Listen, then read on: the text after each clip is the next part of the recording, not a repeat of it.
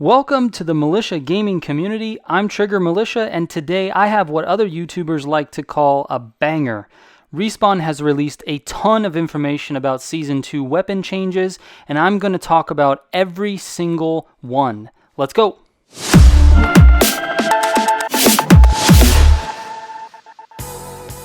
Alright, there's a lot to cover in this video, so I'm going to be mashing through this stuff. But I wanted to mention I make these videos to provide you with 100% confirmed information directly from the creators of Apex.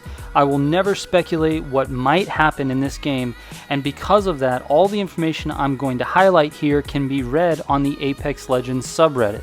I've already read it, and now I'm putting out this video so you don't have to.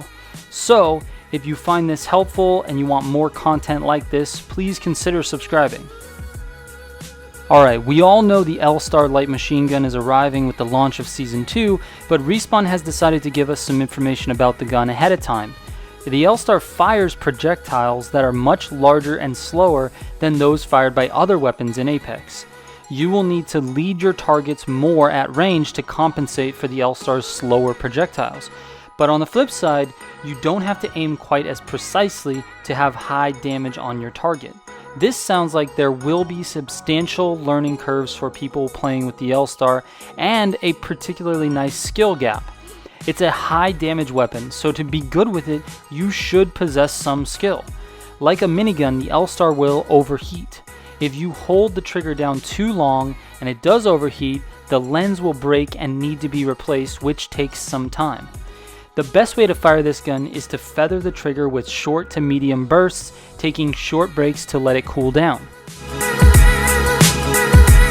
Respawn is adding 2 new hop-ups to the game with Season 2, and they are the Disruptor rounds and the Hammer Point rounds. Disruptor rounds have an increased damage to shields and work only on the Alternator and the RE45. I don't know about you guys, but I actually thought the RE45 was pretty good in short range in early gameplay. The Alternator, on the other hand, needed some help, so I'm glad they've decided to add this type of a hop-up for that gun. Hammer Point rounds have increased damage to unshielded players and work with the P2020 and the Mozambique. Respawn talked a little bit about this in EA Play, but now we have the details. When are you likely to have a Mozambique in your hand? In the very early stages of the game, right? When are players less likely to have shields? In the very early stages of the game. This is a perfect fit for the Mozambique buff, and it should make the gun a little more viable in that situation. I think this should be a permanent trait for the Mozambique though, because the downside is that you have to find the hop-up before your enemy finds a shield. I wonder how frequently you will find the Hammer Point rounds hop-up in the wild compared to how frequently you're going to find white shields. Respawn hopes that with these hop-ups, players will carry the Mozambique into endgame situations. What? I'd rather have anything else in my hand than a Mozambique, but we'll see. Maybe it turns into a beast of a gun, but probably not, but I'll give it a chance. Moving on.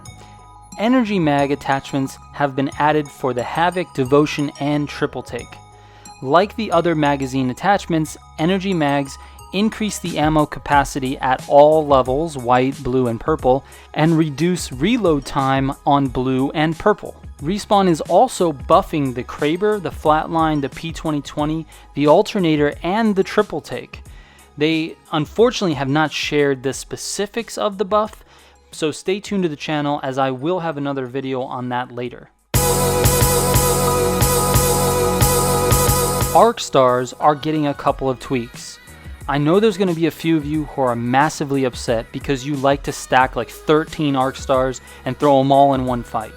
Don't worry, you can still fight like a bot if you want to, no one's stopping you from picking them up, but here's how it's going to be different.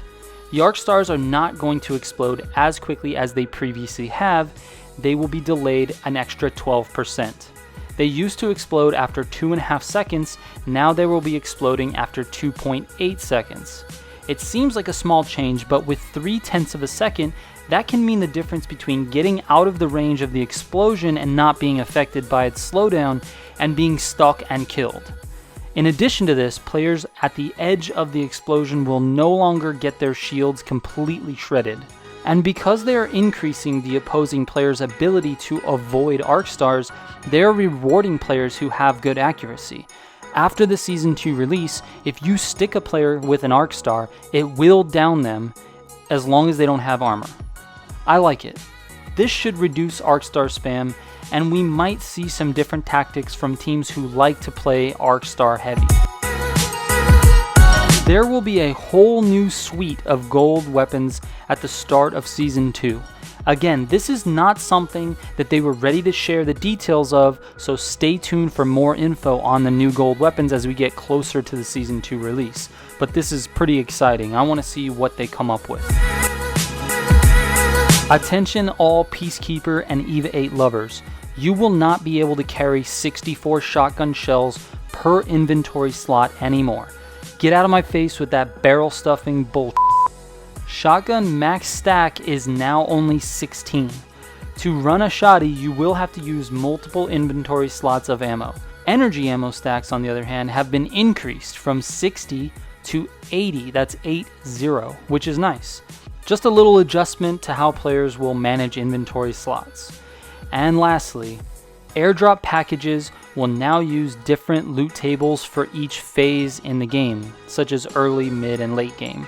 What does this mean? For example, players will find more Krabers in the early and mid-game airdrops, while end-game airdrops should spawn more Mastiffs. And of course, these loot tables now include the L-Star Plasma LMG. Man, I can't wait to fire that gun. Sorry to the team that plays with me in the first couple of games of Season 2, because I will be leaving you behind to chase down care packages. The L-Star looks so damn good. Alright, that's it for now. Thanks for watching. Trigger out.